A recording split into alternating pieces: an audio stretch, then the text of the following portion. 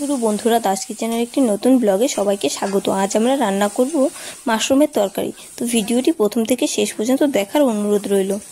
তো মাশরুমের তরকারি করার জন্য আগে আমি মাশরুমটাকে ভালো করে ভেজে নেব। তার জন্য কড়াইয়ে আমি তেল দিয়ে দিয়েছি। তেল আমার গরম হয়ে গেছে। ধুয়ে রাখা মাশরুমটা দিয়ে দিচ্ছি। মাশরুমটা দিয়ে দিয়েছি। আর এই মাশরুমটা আমি সেদ্ধ করিনি, এমনি ভালো করে ধুয়ে নিয়েছি। আর একটা যে কীরকম ব্যাঙের ছাতা যে বলে, সেরকম টাইপের যেটা হয়, ওটা সেদ্ধ করে নিতে হয়। এটা সেদ্ধ করার দরকার নেই। তো আমি ভালো করে এটাকে ধুয়ে নিচ্ছি। ধুয়ে হালকা একটু নুন আর একটু হলুদ দিয়ে ভেজে নিচ্ছি। নুন না দিলেও হয়, কারণ এটাতে নুন দেওয়াই থাকে, তবু আমি সামান্য একটু দিয়ে দিয়েছি। এখন নুন হলুদ দিয়ে ভালো করে লাল লাল করে ভেজে নেব।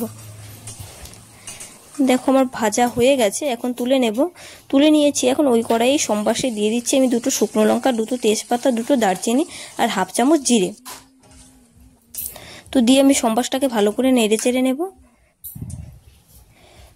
আমি সম্বাসটাকে ভালো করে নেড়ে চেড়ে নিচ্ছি। সুন্দর একটা গন্ধ বেরোনো পর্যন্ত আমি সম্বাসটাকে ভেজে নেব।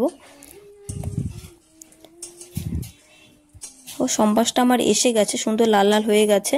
এখন আমি আগে থেকে সেদ্ধ করে রেখেছিলাম আলু, সেই আলুগুলো দিয়ে দেব।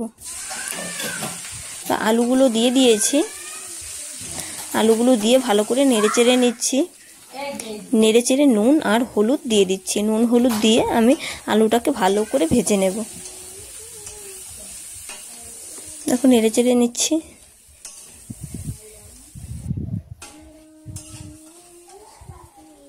ভাজা আমার আলু হয়ে গেছে। এখন এতে আমি মশলাটা দিয়ে দিচ্ছি। মশলা আমি করে রেখেছি আদা, লঙ্কা, টমেটো, জিরে, তেজপাতা। তো আমি এখান থেকে আদা, তেজপাতা, জিরেটাকে ভেজে নিয়ে বেটেছি। আর লঙ্কা আর টমেটো বাটিনি। তো এই যে কটা আমি বেটেছি, কটা ওইভাবে বেটে তোমরা যদি একদিন ট্রাই করতে পারো রান্না, খুবই ভালো লাগবে। একদিন করে দেখো বাড়িতে, তারপর জানিও কমেন্টে ভালো হয় কি না। তো আমি ওটা মশলাটা দিয়ে হালকা একটু জল দিয়ে নেড়ে চেড়ে তারপর ভেজে রাখা মাশরুমটা দিয়ে দিয়েছি। দিয়ে এখন আরেকটু কষিয়ে নিচ্ছি। ও কষানো হয়ে গেছে। এখন আমি ঝোলের জন্য জল দিয়ে দিচ্ছি। দিয়ে আমি নেড়ে চেড়ে নিচ্ছি। এখন ঝোলটা ফুটতে দেব।